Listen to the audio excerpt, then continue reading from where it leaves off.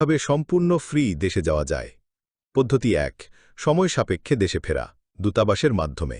যাদের হাতে পর্যাপ্ত সময় আছে ৩ থেকে ৬ মাস পর্যন্ত, তারা দূতাবাসের মাধ্যমে দেশে যেতে পারেন।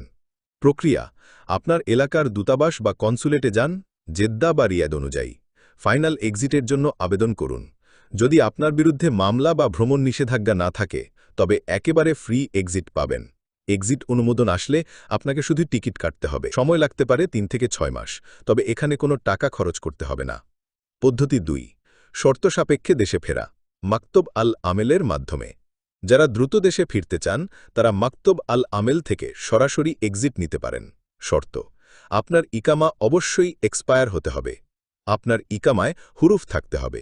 আগে ফাইনাল এক্সিট ইস্যু থাকতে হবে।